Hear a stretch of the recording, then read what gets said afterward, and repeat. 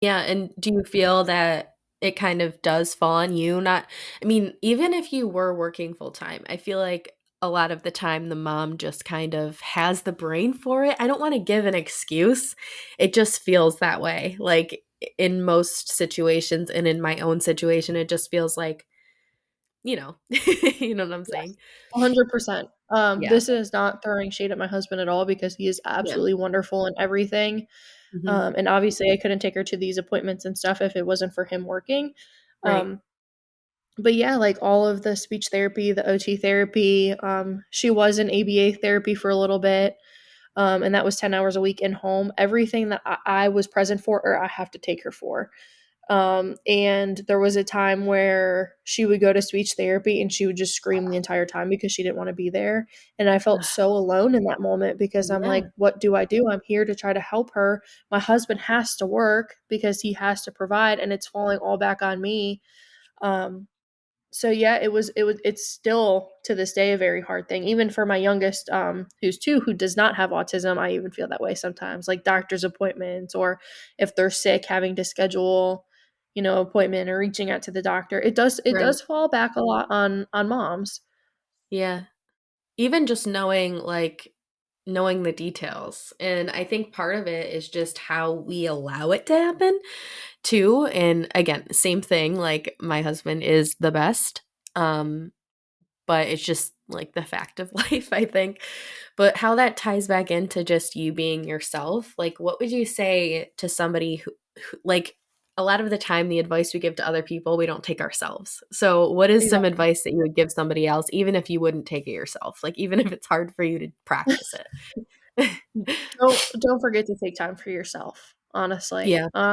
I still to this day, I feel guilty a lot, and Yeah, guilty is a right. thing that I constantly will say as a mom, like mom guilt, it's real.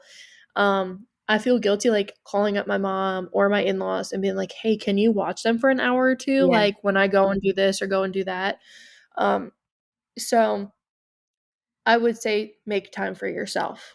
Mhm. Even like I said, if it's doing something simple like wearing an outfit that makes you feel good or doing your Yeah. hair even if your kid is crying in the background, like, it's Right. okay to put yourself first sometimes. Yeah. And I Yeah. really struggle with putting myself first at times because I feel like my kids need that. They Yeah. should always Yeah. be put first, but at the end of the day, I need to put myself first a little bit too.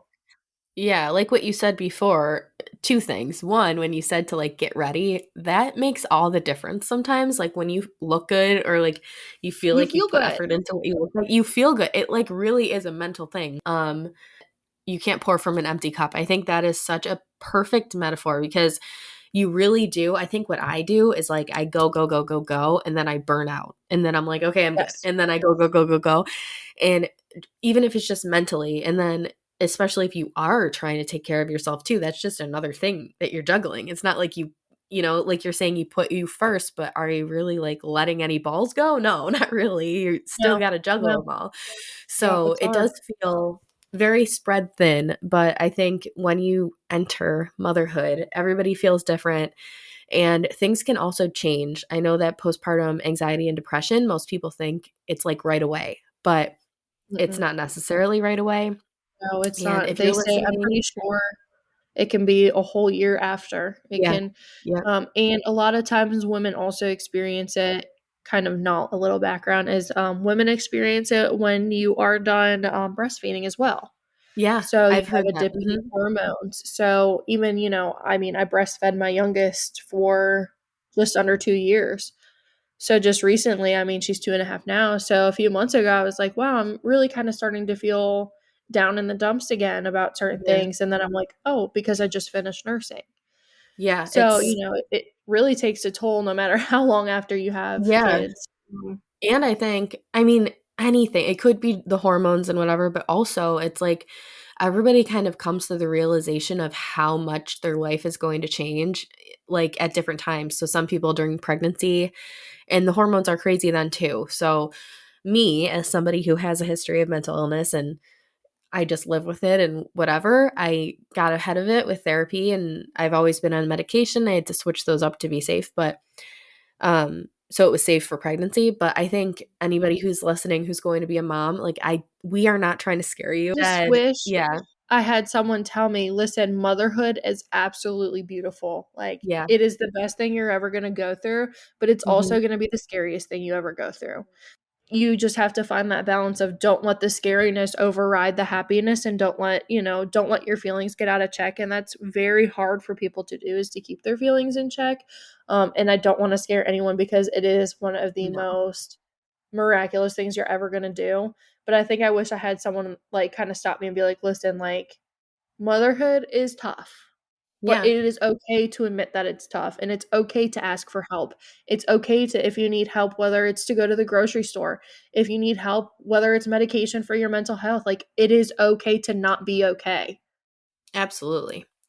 Absolutely. And I think it's more prevalent to like talk about those things, but it still is like this stigma around it, especially as a mom, because I think moms a lot of the time don't want to admit because they're like, okay, I don't want my kids taken away, or I don't want people to think that I'm not fit to have a child. Like, which gets scary in itself. So I think for myself, when I get like anxious or feel like I'm getting depressed, first of all, I change my medication dosage if I need to. And that's something to revisit all the time. But also, it's normal to feel certain ways. But if you feel a little off, like for example, if you feel like that guilt is really getting worse, or you feel like the like any type of emotion you feel like it's getting a little worse, just get ahead of it and talk to somebody about it Mhm. because it can sneak up Absolutely. on you. And that guilt is normal, but to an extent. You don't want to feel guilty that you're like going to the bathroom, or you don't want to be so anxious that you don't want to go down the stairs with your baby. Like it That can't be, yeah, you know what I mean? you So, can't yeah, it can't. And that is honestly like what my postpartum anxiety did, was it stopped me from living. yeah, And exactly, right. so I didn't wanna drive because where I live, there's a lot of interstates and you hear of bad accidents on it, and, like, then you start having these dark thoughts about, like, what if that was me? Right. And don't be, if you are listening to this and you're pregnant or you just had a baby and you're like, "Wow, that is the same way." Despite the fact that there's not a lot of support, your providers do want to help you.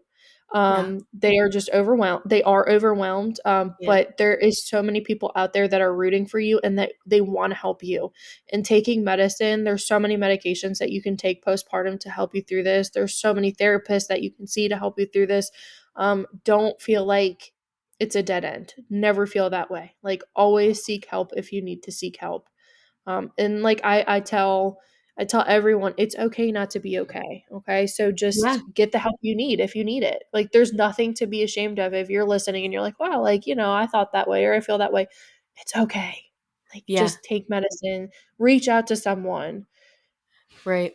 Even just talking to your partner or to your parents or anybody that you trust, because once you get that out, I think it also like makes it real. So you can convince yourself like, "Oh no, it's not a big deal," or "Oh no, I'm not really feeling that way," or "It's not that bad." But when you talk about it, somebody else will know and you'll kind of think about it, like, "Okay, maybe this is more serious." Like, I shouldn't be feeling this way. Sometimes I think moms are like, "Well, this is just how it is." But Yeah. I wanted And to it mention. shouldn't be that way.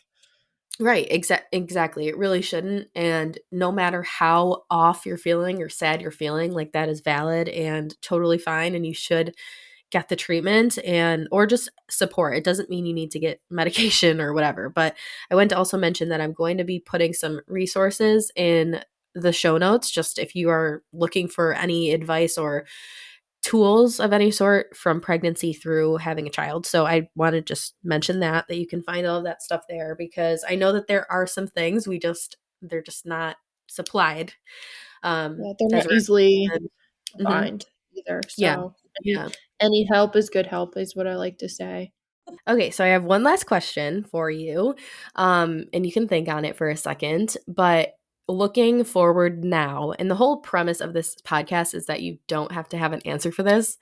But I'm just curious where your head's at right now, because I think a lot of people are trying to plan for their future. They're like, what should I do? And it's okay to have dreams and goals. it's okay if you don't go after them. It's okay if you do and it doesn't work out, or if it does work out. So I'm just curious, what is on your mind? Is there anything that you'd like to pursue later, or, Yeah, what I would like to return to work one day, but I guess it depends on where my life is at with the progress Madeline has made, what she needs from me. I Yeah, that's a never good know point. what what I never know what the future holds or how far she's going to come in the next few years. So I feel like my future is in limbo, and I have kind of accepted that. Mhm. Because I'm doing what's best for her. But, the whole autism thing is so close and near and dear to my heart that I would love eventually to work, in the field of autism. But eventually I would like to return to work. I'm starting to kind of Yeah. go crazy, stir crazy in the house. Whether that is Yeah. whatever that is, I don't know yet where life Yeah. leads. Yeah. But my biggest thing is advocacy for autism. So probably work, and you're not really sure. It kind of will depend where you are in a couple of years, which I think is very realistic. And I think that kind of gives us a really good idea to leave off on. And we don't want to say that what you're going through with Madeline is bad or good or whatever, Mhm. Mhm. but it is a Where I'm meant good to be right now. right. And it's a good way to see, like, you can't really give yourself your path because, or like plan your path ahead of time, because who would have thought, like, you 10 years ago, would you be like, oh, I'm maybe going to work in like promoting or raising money for autism or whatever it may be that you end up doing? Like, that came out of nowhere.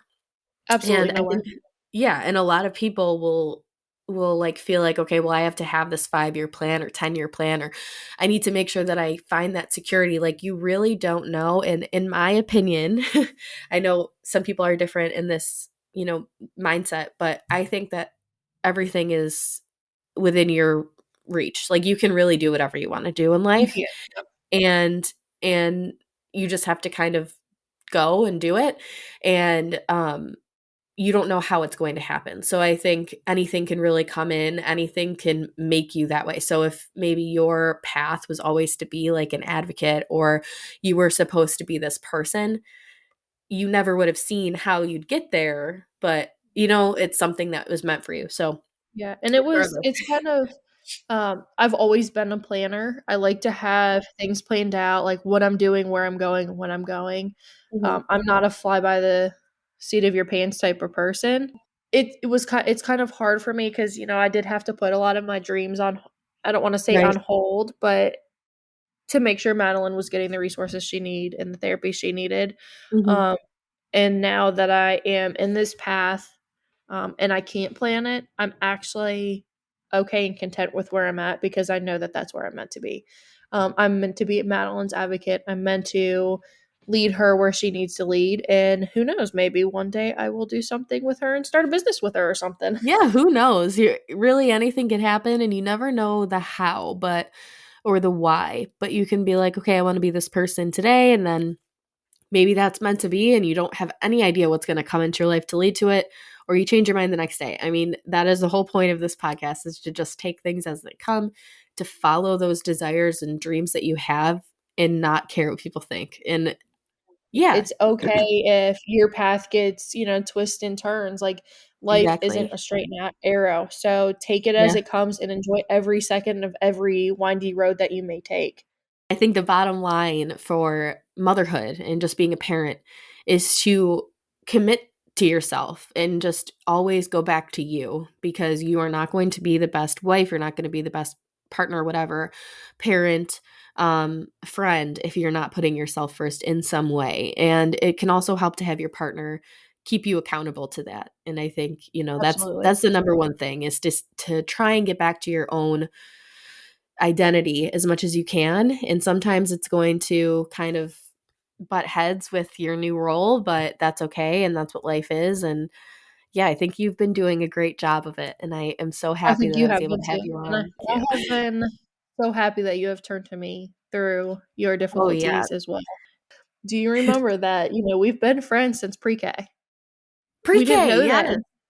We Well, didn't yes, know that same thing. until we saw the picture of us singing next to each other in that. That is So it's yeah, so cute crazy. to see that now we're taking the role of motherhood together, and It's I couldn't be yeah. happier to, help anyone out, especially you, but anyone that might need help.